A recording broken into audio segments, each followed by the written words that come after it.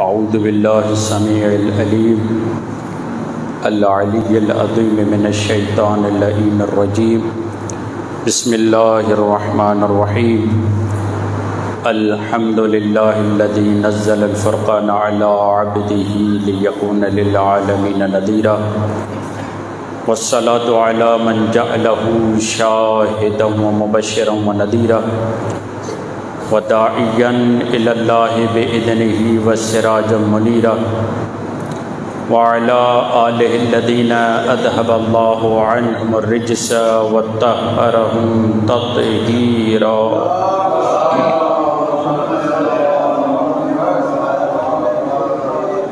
اللہم صلی وسلم وزد وبارک علی صاحب دعوت النبویہ وصولة الحیدریة والعصمة الفاطمیہ والحلم الحسنیة والشجاعة الحسینیہ والعبادة السجادیة والمؤاثر الباقریة والآثار الجعفریہ والعلوم القادمیة والحجج الرضویة والجود التقویة والنقاوة النقویة والہیبۃ العسکریۃ والغیبۃ الہیہ اعنی بقیۃ اللہ فی الارضین روحی و ارواح العالمین لتراب مقدمہ الفدا ولعنۃ اللہ علی اعدائہم اجمعین من یومنا ھذا الی قیام یوم الدین۔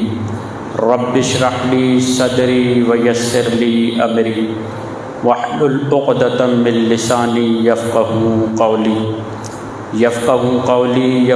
قولی اما بعد فقد قالت سیدتنا و مولاتنا زینب بنت علی ابن ابی طالب علیہ السلام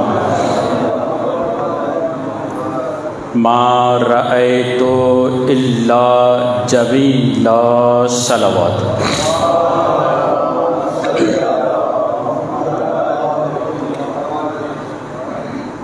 1443 ہجری کا محرم الحرام کا چاند نظر آ گیا۔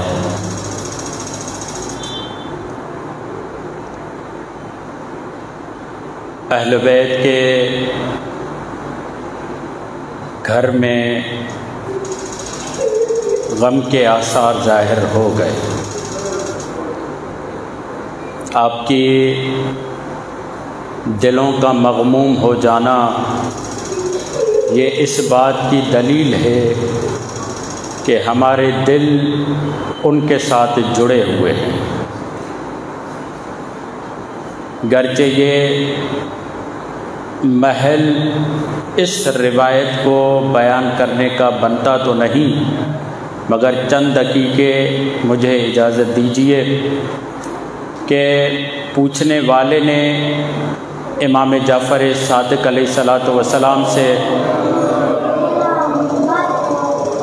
کہا کہ مولا کیا بات ہے کہ ہر سال جیسے ہی ماہ محرم کا چاند نظر آتا ہے سب کے دلوں پر غم کے آثار ظاہر ہو جاتے ہیں، اس کی وجہ کیا ہے؟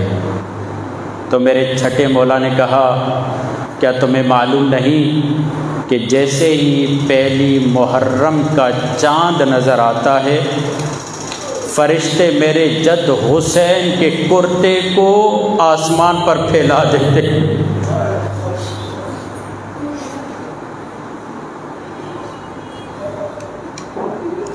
اور ہمارے مؤمنین، ہمارے چاہنے والے اس کرتے کو دیکھ کر گریہ کرتے ہیں۔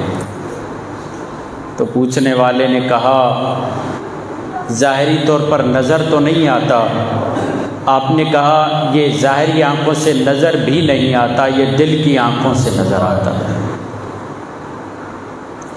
جس کا تعلق اہل بیت سے جڑ جاتا ہے، جس کا تعلق اہل بیت کے ساتھ متمسک ہو جاتا ہے، جس کا تعلق اہل بیت کے ساتھ وابستہ ہو جاتا ہے، آپ دیکھیں موبائل چاہے کتنا ہی اچھا کیوں نہ ہو، یہ کام تب کرتا ہے جب اس کا وائرلیس سسٹم درست ہو، جب اس میں سگنل آتے ہوں۔ اگر موبائل میں سگنل نہ آتے ہوں، سم سگنل اٹینڈ نہ کرتی ہو، تو وہ موبائل کام کا نہیں ہوتا، نہ نیٹ اس پہ جاری ہو سکتا ہے، نہ کسی سے رابطہ ہو سکتا ہے۔ ہر دل کے ساتھ حسین نہیں جڑتا، حسین اسی کے ساتھ جڑ جاتا ہے جس میں محبت اہل بیت ہوتی ہے۔ درود بھیجیے۔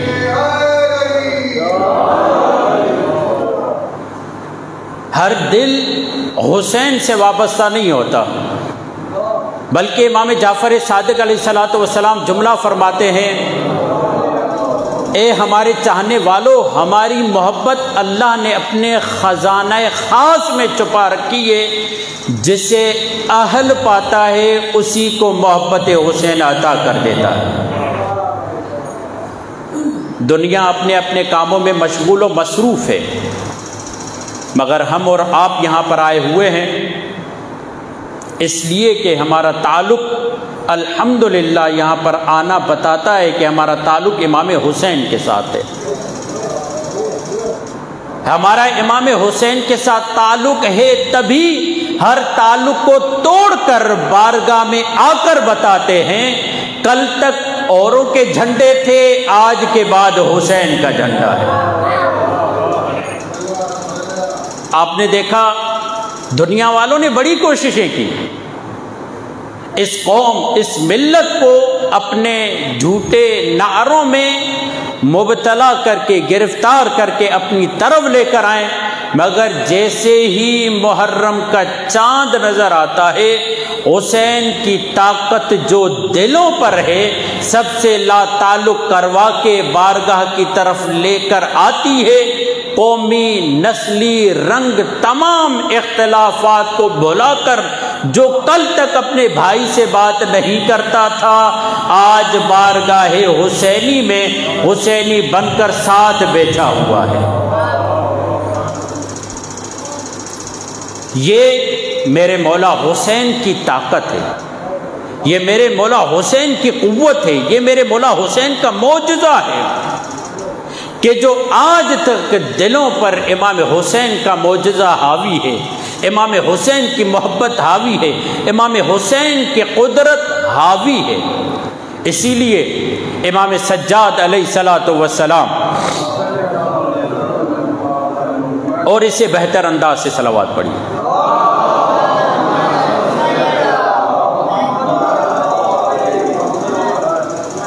امام سجاد علیہ السلام نے یہ جملہ فرمایا کہ اللہ نے ہمیں 7 چیزیں عطا کی ہیں جو کسی اور کو عطا نہیں کی، جس میں سے ایک چیز مولا سجاد نے خطبہ دمشقیہ میں، مسجد جامع جو دمشق میں تھی، جو شام میں تھی، اس میں مولا سجاد نے کہا جو اللہ نے 7 چیزیں ہمیں دی ہیں کسی کو یہ عطا نہیں ہوئی، اس میں سے ایک چیز یہ ہے ہماری محبت اللہ نے لوگوں کے دلوں میں اڈیل دی ہے، لوگ ہماری طرف متوجہ ہیں۔ اسی لیے روایت کا جملہ ہے، من اراد اللہ بہ الخیر قذف فی قلبہ حب الحسین، اللہ جس کے ساتھ خیر کا ارادہ کرنا چاہتا ہے اس کے دل میں حسین کی محبت کو اڈیل دیتا ہے۔ اب اندازہ لگائیں، عالم کے پاس جائیں گے آپ کو علم دے گا، سخی اگر مالدار کے پاس جائیں گے تو آپ کو مال دے گا، جس کے پاس جو ہوگا وہ ہمیں عطا کرے گا۔ توجہ ہے آپ حضرات کی؟ یعنی جس کے پاس جو ہے آپ چلے جائیں وہ آپ کو عطا کرے گا۔ جب ہم بارگاہ خدا میں جاتے ہیں تو پروردگار ہمیں کیا دے رہا ہے؟ پروردگار عالم یہ کہہ رہا ہے کہ من اراد اللہ بہ الخیر قذف فی قلبہ حب الحسین، جس کے ساتھ خدا خیر کرنا چاہے اس کے ساتھ خیر کا انداز یہ ہے اس کے دل میں حسین کی محبت اونڈیل دیتا ہے۔ قذف فی قلبہ، لفظ قذف آیا ہے، قاف 2 نقطوں والا، کینچی والا قاف زال جو دال کے بعد آتا ہے، اور فے، قذف، قذف آسانی سے انڈیلنے کو نہیں کہتے۔ جب آپ سیمنٹ کی دیوار میں کیل ٹھوکنا چاہتے ہیں تو کتنی مشکل ہوتی ہے۔ کیا کرتے ہیں آپ؟ پہلے ڈرل مشین سے اسے آمادہ کرتے ہیں، ڈرل مشین سے آمادہ کر کے، ڈرل کر کے، سوراخ کر کے، پھر اس میں کیل کو ٹھوکتے ہیں۔ یعنی ڈائریکٹ وہ دیوار اس کیل کو قبول نہیں کرتی۔ اتنی مشکل سے جو چیز شامل کی جائے اسے قذف کہتے ہیں۔ اللہ کہتا ہے اگر تمہارے خمیر میں تھوڑی بھی حسین کی خوشبو ہے، محبت ڈالنا میرا کام ہے۔ اگر نسل میں، اگر خاندان میں، اگر کسی فرد میں محبت حسین ہے تو پروردگار عالم ان نسلوں کو دیکھتے ہوئے پروردگار عالم ہمارے دل میں محبت حسین کو ڈال دیتا ہے۔ اور یہی وجہ ہے کہ آج ہم یہاں پر حسین کی محبت کے اظہار کا ثبوت دینے آئے ہیں۔ اے میرے مولا، اگر آج محرم کا چاند دیکھ کر ہم یہاں پر آئے ہیں تو اپنے مطالبے لے کر نہیں آئے، ہم بے لوث ہو کر تیری بارگاہ میں آئے ہیں۔ مگر تو تو کریم ہے، کسی کو خالی لوٹاتا کہاں ہے؟ توجہ فرمائیے گا۔ جو بے لوث ہو کر حسین کی بارگاہ میں آ جائے، حسین اس کو اتنا ہی عطا کر دیتا ہے۔ اور بے لوث آیا تھا، لعنت اللہ تھا علیہ السلام بنا دیا۔ بے لوث ہو کر آیا، اپنی خطائیں معاف کروانے آیا۔ ہم بھی اپنی خطاؤں کو معاف کروانے آئے ہیں، مگر اس میں کوئی شک نہیں کہ حسین اپنی بارگاہ سے حر بنا کے بھیجتا ہے۔ یہ الگ بات ہے، کوئی اپنی حریت پہ باقی رہتا ہے، کوئی اپنی حریت کو کھو دیتا ہے۔ کربلا سمجھنا چاہتے ہیں، کربلا ہے کیا؟ اگر کوئی کربلا کو سمجھنا چاہتا ہے تو کیا کرے؟ کس کے پاس جائے جس کے ذریعے سے کربلا سمجھ میں آئے؟ دیکھیے، میں پانی کو سمجھنا چاہتا ہوں کہ پانی ہے کیا۔ جب اس پانی کو فزکس والے کے پاس لے جاؤں تو وہ یہ کہے گا کہ یہ میٹر ہے جو مائع صورت میں ہے، یہی کہے گا فزکس والا۔ پانی کو سمجھنا چاہتا ہوں، اسی پانی کو میں کیمسٹری والے کے پاس لے گیا کہ بتاؤ یہ پانی کیا ہے۔ فزکس والے نے کہا یہ میٹر ہے جو مائع صورت میں، 3 صورتیں ہوتی ہیں، چوتھی بھی آج کل آ گئی ہے۔ کیمسٹری والے کے پاس کیا، اس نے کہا یہ 2 عنصروں سے بنی ہوئی حقیقت ہے، H2O۔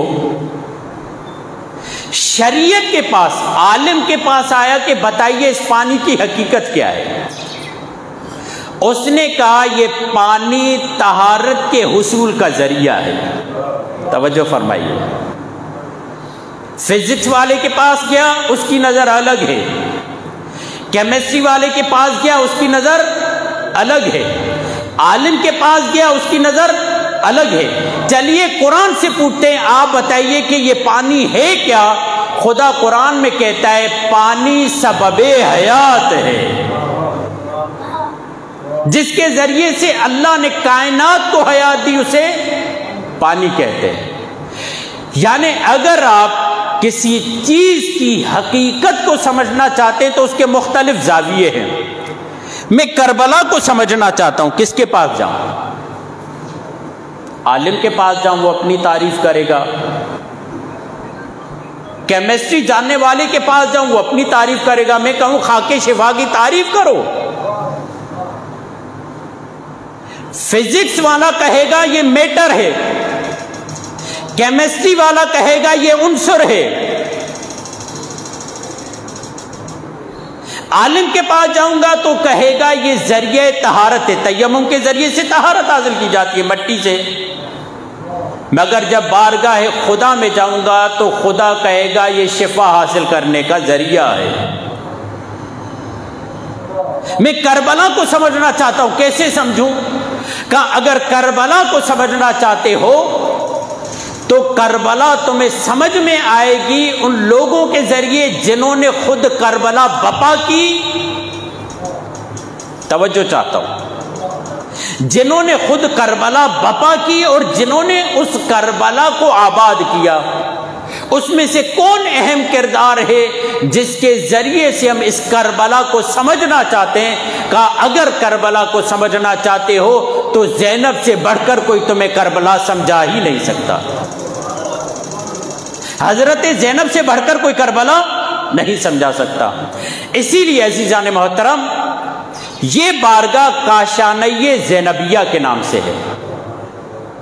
حق بنتا ہے کہ اس کاشانہ زینبیہ میں بیٹھ کر بی بی زینب کی نگاہ سے سمجھے کہ کربلا ہے کیا۔ آواز صحیح پہنچ رہی ہے میری آپ حضرات تک؟ اس کاشانہ زینبیہ میں بیٹھ کر ہم حضرت زینب کے کلام اور زبان اور دہن کے ذریعے سے سمجھے کہ کربلا کیا ہے۔ دشمن بھی کربلا کو بیان کرتا ہے، ذاکر بھی کربلا کو بیان کرتا ہے، عالم بھی کربلا کو بیان کرتا ہے، یہ سب بیان کرتے اپنے زاویے سے۔ ذرا آئیے بی بی زینب سے کربلا سنیں کہ آپ نے کربلا کو کیسا پایا۔ جب عبید اللہ ابن زیاد نے بی بی زینب کے سامنے یہ جملہ کہا کہ اللہ نے تمہارے ساتھ کیا کیا، قید ہو گئے، اسیر ہو گئے، تمہارا بھائی مار دیا گیا، وہ طنز و طعن و تشنیع کر رہا تھا، وہاں پر بی بی زینب نے الحمدللہ رب العالمین کا مجدہ پڑھتے ہوئے خدا کے لیے یہ جملہ کہا، ما رأیت الا جمیلا، اگر میری نظر سے دیکھنا چاہتے ہو کہ میرے خدا نے میرے ساتھ کیا کیا تو زینب سوائے زیبائی اور جمال کے کچھ اور دیکھتی ہی نہیں۔ بی بی زینب نے کربلا میں صرف زیبائی دیکھی ہے، صرف جمال دیکھا ہے۔ اسی لیے ہم نے آپ کے سامنے عنوان رکھا جمال کربلا و امام حسین۔ آئیے بی بی زینب کی نگاہ سے معلوم کریں کہ آپ کو وہ کون سا جمال دکھائی دیا جس کی وجہ سے آپ نے پوری کربلا کو اس جملے میں سمیٹ دیا۔ ما رأیت الا جمیلا، میں نے سوائے جمال، سوائے خوبصورتی، سوائے زیبائی کے کربلا میں کچھ دیکھا ہی نہیں۔ اے بی بی، ذاکر جب کربلا کو بیان کرتا ہے تو وہ تو صرف گریے کے لیے بیان کرتا ہے، توجہ ہے۔ عالم جب کربلا کو پیش کرتا ہے تو وہ تو اس لیے پیش کرتا ہے تاکہ میرا علم ظاہر ہو، کیونکہ بہت سارے افراد یہاں پر آل محمد کو نہیں پہنچاتے، اپنے آپ کو پہنچاتے ہیں۔ اپنے آپ کو منوانا اور ہے، آل محمد کو منوانا اور ہے۔ اے آقازادی، بہت سارے عالم آتے ہیں کربلا کو بیان کرتے ہیں، مگر وہ اپنی فکر بیان کرتے ہیں، اپنی نظر بیان کرتے ہیں اور بتاتے ہیں کہ میں نے کربلا کو ایسے سمجھا۔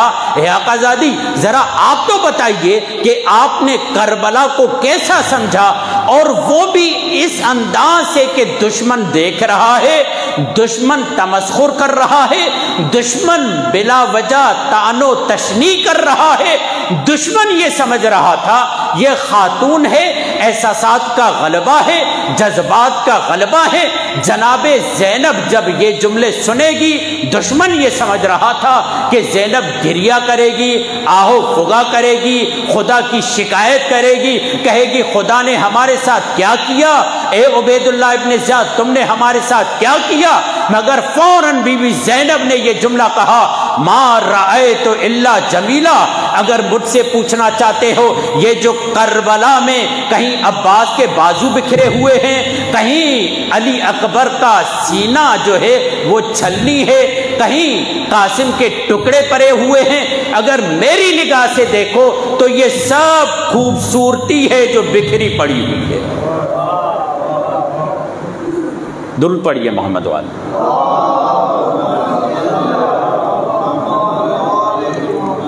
اور خوبصورتی بھی کس کی؟ توجہ فرمائیے گا، ما رأیت الا جمالا نہیں کہا بی بی زینب نے۔ میں آج اس انتظار میں نہیں ہوں کہ آپ کل آئیں گے، کل سے موضوع شروع کروں گا، آج سے موضوع شروع ہو چکا ہے، اور جو پہنچے ہیں ان کے مقدر میں جو معرفت حضرت زینب ہے وہ ان کا مقدر، کل کچھ اور بیان ہوگا وہ ان کے مقدر میں۔ سیدہ نے کیا فرمایا؟ ما رأیت الا جمیلا، جمالا نہیں کہا، جمیلا کہا ہے۔ اگر صرف کہتی جمالا تو اس سے مراد صرف زیبائی، خوبصورتی اور جمال ہوتا، لفظ جمیل کا کیوں استعمال کیا؟ توجہ فرمائیے گا، ایک مرتبہ ہوتی ہے خود خوبصورتی، ایک مرتبہ ہوتی ہے صاحب خوبصورت، جو خود خوبصورت ہو، یعنی ایک مرتبہ خوبصورتی کو بیان کیا جاتا ہے، ایک مرتبہ جس نے خوبصورتی کو خلق کیا ہے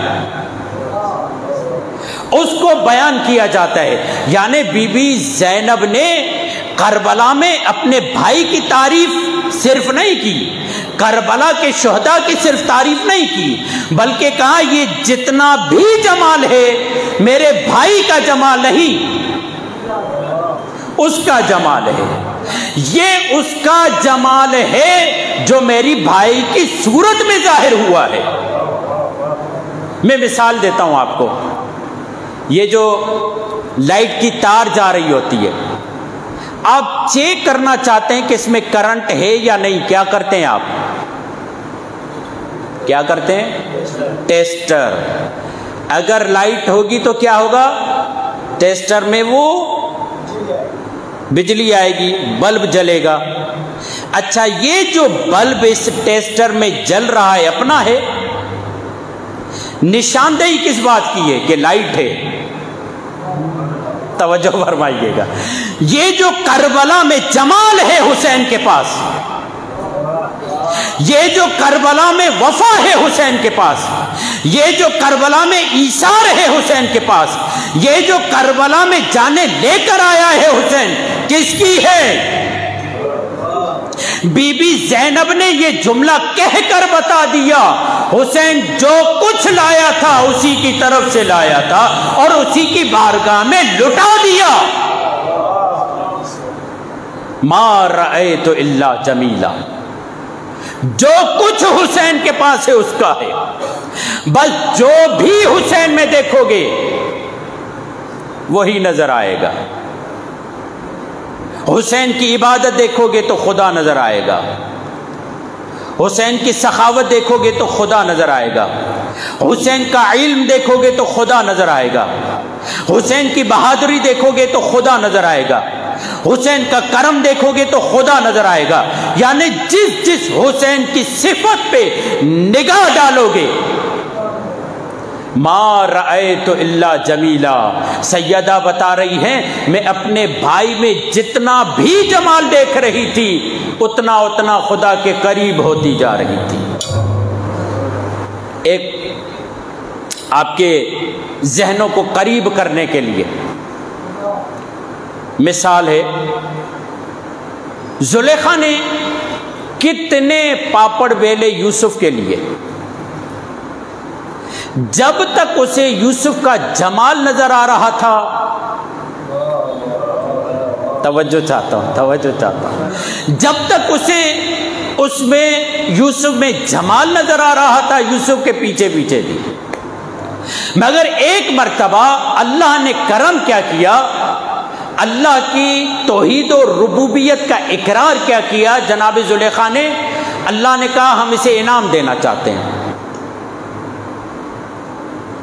عشق کس سے کرتی تھی؟ خدا سے نہیں، خدا کے بندے سے، محبت خدا کے بندے سے۔ مگر جب خدا پر ایمان لے کر آئی، یوسف جاؤ اسے جوانی لوٹا کر دو۔ اللہ اکبر۔ جملہ بھی کیا تھا؟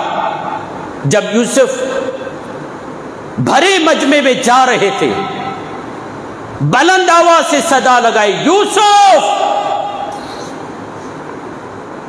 یوسف یوسف۔ ایک مرتبہ توجہ کی، کوئی پکار رہا ہے۔ جب توجہ کی تو ایک بوڑھی خاتون، ضعیفہ خاتون ہے، جو اپنی عصا کو زمین پہ مار رہی ہے اور کہہ رہی ہے توجہ کرو میں کیا کہنے جا رہی ہوں۔ یوسف قریب آئے تو ایک مرتبہ جناب زلیخا نے یہ جملہ کہا، الحمدللہ الذی جعل الملوک عبیدا لمعصیتہ، پاک ہے وہ ذات جس نے بادشاہوں کو غلام بنا دیا گناہ کی وجہ سے۔ اللہ اکبر، اللہ اکبر۔ الحمدللہ الذی جعل الملوک عبیدا لمعصیتہ، پاک ہے وہ ذات جس نے بادشاہوں کو، عمراؤں کو غلام بنا دیا، کس کی وجہ سے؟ گناہوں کی وجہ سے۔ اور الحمدللہ الذی جعل العبید ملوکا لطاعتہ، پاک ہے وہ ذات جس نے غلام کو بادشاہ بنا دیا اطاعت کی وجہ سے، بندگی کی وجہ سے۔ اور زلیخا فوراً سجدے میں چلی گئی۔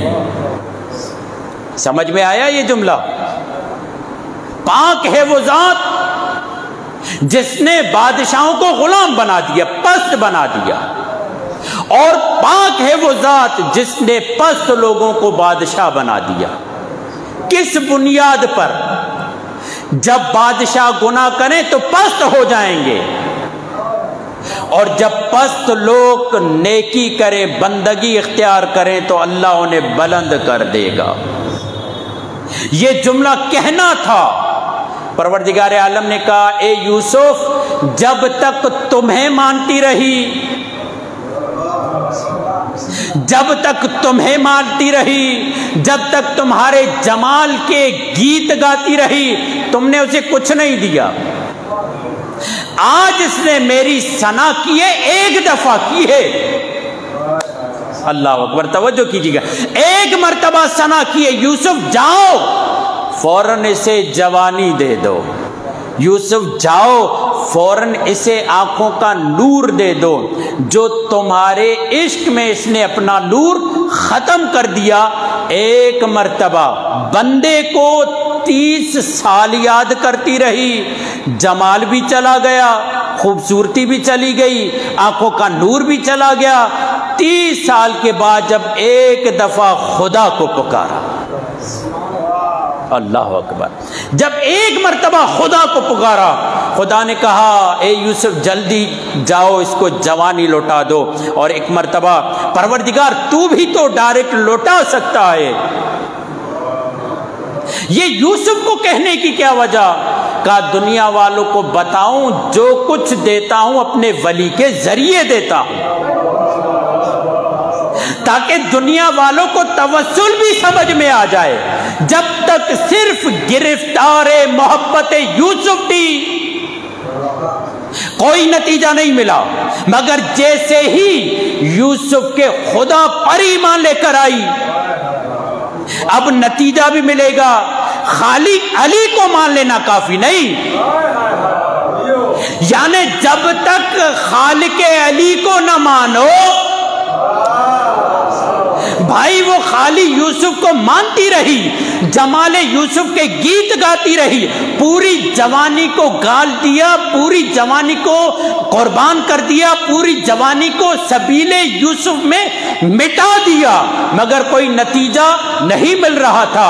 تم بھی پوری زندگی جمال علی میں بولتے رہو، ثنا کرتے رہو، گیت گاتے رہو، علی بھی بدلہ تب دیں گے جب خالق علی کو قبول کرو۔ درود بھیجیے محمد والے محمد پر۔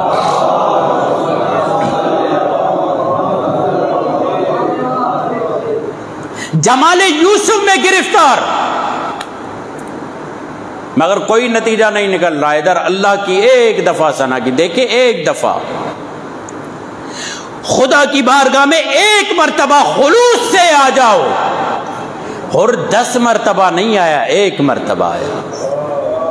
تم خلوص سے ایک مرتبہ آؤ تو صحیح بارگاہ خدا میں، اللہ سارے پچھلے گناہ معاف کر کے تمہاری زندگی کو ایک نیا رخ دے دیتا ہے۔ جن کی روحیں گناہوں کی وجہ سے بوڑھی ہو گئی ہیں، ناتواں ہو گئی ہیں، تھک چکی ہیں، ان کی روحیں چاہتی ہیں کہ ان بدنوں کو قتل کر دیں، مار دیں، خودکشی کریں۔ امید کے ساتھ خدا کی بارگاہ میں آ جاؤ، توبہ تمہاری روح کو جوان بنا دے گی، اب تمہیں جینا مزہ دے گا۔ یہ زندگیوں سے لذتیں کیوں ختم ہیں؟ اس لیے کہ روح تھک چکی ہے۔ جب روح تھک جائے جینے کا مزہ نہیں آتا۔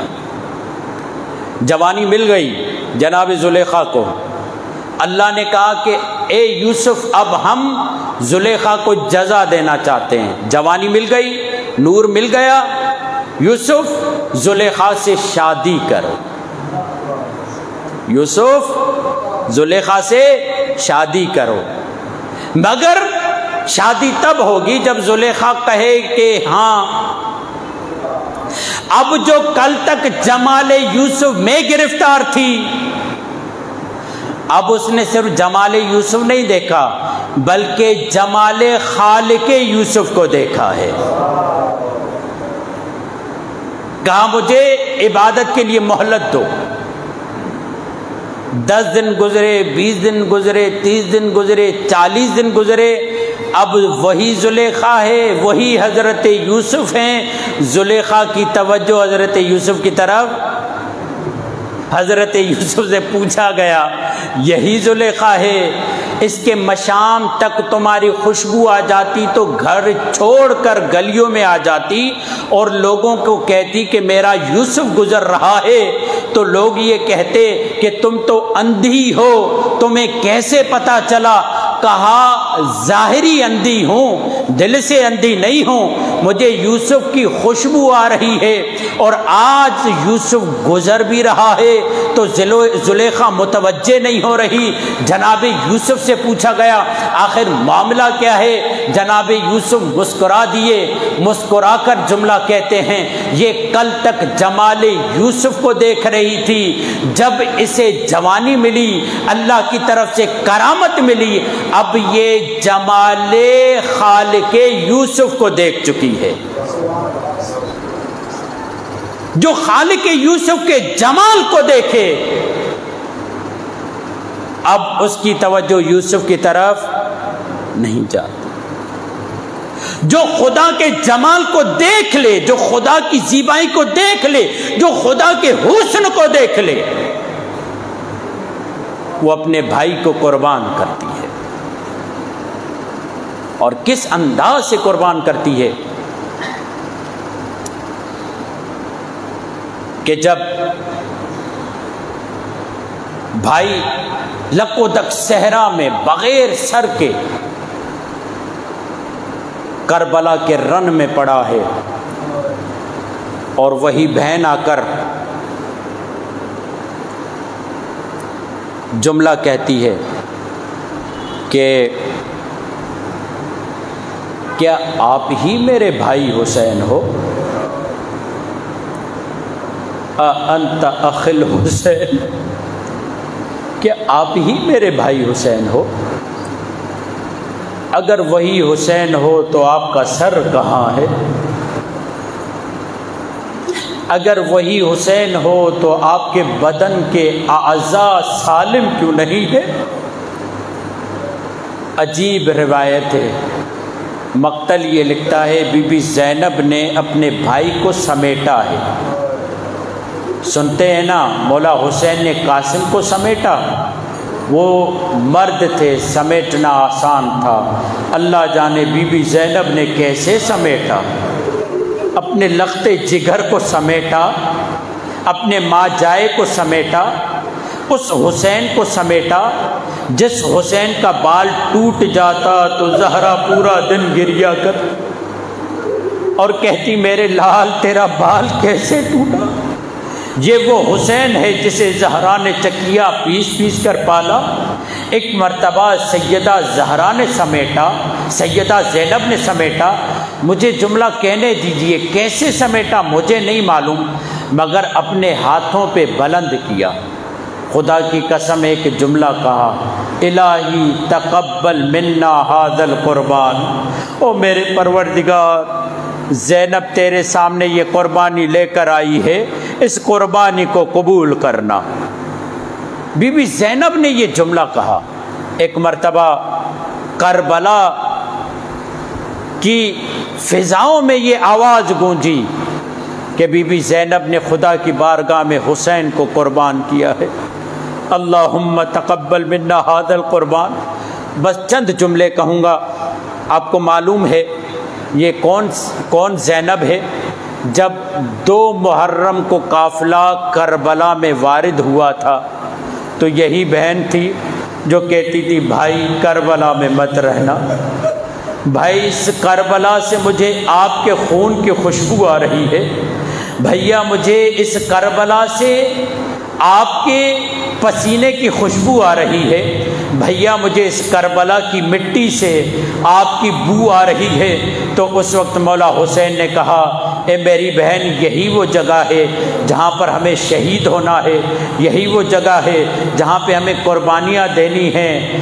تو یہی وہ جگہ تھی جہاں پر بی بی زینب یہ کہتی تھی کہ مجھے رکنا نہیں ہے، مگر یہی زینب جب 11 محرم ہوئی اور کہا جا رہا تھا کہ یہاں سے جاؤ تو کہتی تھی کہ میں نہیں جاؤں گی۔ تو پوچھا گیا اے بی بی زینب کل تو جب 2 محرم ہوئی تو رکنے کے لیے تیار نہیں تھی، آج جانے کے لیے تیار نہیں ہے، آخر وجہ کیا ہے؟ کہا کل بھائی کو بچانا چاہتی تھی، آج جب بھائی ذبح ہو گیا آج کربلا سے جانا نہیں چاہتی۔ ارے کربلا سے نکل کے کہاں جاؤں گی؟ اپنے بھائی کی قبر کو چھوڑ کر، اپنے بھائی کے لاشے کو چھوڑ کر، بے گور و کفن چھوڑ کر کہاں جاؤں گی؟ ہاں عزادارو محرم کا چاند نظر آ گیا۔ آپ کو پتہ ہے نا مولا سجاد، مولا امام صادق، مولا امام رضا کے زمانے میں لوگ آسمان پہ چاند نہیں دیکھتے تھے، بلکہ سید سجاد امام صادق اور امام رضا کے گھر اور دیوار کی طرف نظر رہتی تھی، گھر اور دیوار کی طرف نظر رہتی تھی۔ جیسے ہی بکا اور گریے کی آواز بلند ہوتی سب یہی کہتے انا للہ اجرکم علی اللہ و انا الیہ راجعون۔ ارے چاند نظر آ گیا، کہا آسمان پہ تو نہیں دیکھا، کہا تمہیں نہیں معلوم زہرا کے بچے رو رہے ہیں، زہرا کے بچے گریہ کر رہے ہیں، اس کا مطلب چاند نظر آ گیا۔ ایک مرتبہ مولا رضا نے اپنے صحابی سے پوچھا کیا تم میرے جد حسین پر روتے ہو؟ کہا ہاں مولا میں روتا ہوں۔ کہا کیسے روتے ہو؟ کہا مولا بہت رہتا ہوں، بعض اوقات تو مولا جب میرے سامنے پانی آتا ہے آپ کے جد کی پیاس یاد آ جاتی ہے، آپ کے جد کی پیاس یاد آ جاتی ہے، مولا پانی پینا بھول جاتا ہوں، کھانا آتا ہے مولا کھانا کھانا بھول جاتا ہوں۔ میں کہتا ہوں یہ مولا رضا کا صحابی ہے، کئی سال کے بعد اسے مولا حسین کی شہادت یاد آئے تو پانی بھول جاتا ہے، کھانا کھانا بھول جاتا ہے۔ میرا سلام ہو سجاد پر، ارے جس نے باپ کو سامنے ذبح ہوتے دیکھا، ارے سلام ہو سکینہ پر۔ ہاں زادارو معلوم ہے نا علماء کرام رخصتی پڑھتے ہیں کس انداز سے حسین نے مدینہ چھوڑا۔ آپ کو پتہ ہے نانا کی مزار پر آئے، گریہ کیا، گریہ کرنے کے بعد مولا حسین اپنے بھائی حسن کی مزار پر آئے، گریہ کیا۔ اس کے بعد راوی یہ کہتے ہیں حسین جو تقریباً بوڑھے ہو چکے ہیں، تقریباً 57 سال کی عمر ہے مولا حسین کی، 57 نہیں کہیں تو 56 بوڑھے ہو چکے ہیں، مگر کہتے ہیں اس بڑھاپے میں جب ماں کی قبر کی طرف بڑھے تو ایسے بڑھے جیسے چھوٹا بچہ ماں کی گود کی طرف۔ اجرکم علی اللہ، ایسے مولا حسین بڑھے جیسے چھوٹا بچہ ماں کی گود کی طرف بڑھتا ہے، اور اپنے آپ کو اپنی ماں کی قبر پہ گرا دیا اور کہا اماں اب مدینہ رہنے کے قابل نہ رہا، مدینے میں رہنے کی اجازت نہیں دی جا رہی، اماں مجھے اجازت دیجئے میں یہاں سے چلتا ہوں۔ عزادارو علماء کرام یہ فرماتے ہیں عجب نہیں قبر زہرا سے آواز آئی ہو، اے میرے لال آج صرف تم نہیں جاؤ گے بلکہ میں بھی بقی کو چھوڑوں گی، ارے میرے لال جہاں جہاں تو جائے گا وہاں وہاں تیری دکھیاری ماں زہرا جائے گی۔ تبھی بی بی زہرا نے کہا تھا صبت علی مصائب لو انہا صبت علی الایام سرن لیالیا، ارے جسے مرنے کے بعد بھی چین نہیں وہ زہرا ہے جس کے مرنے کے بعد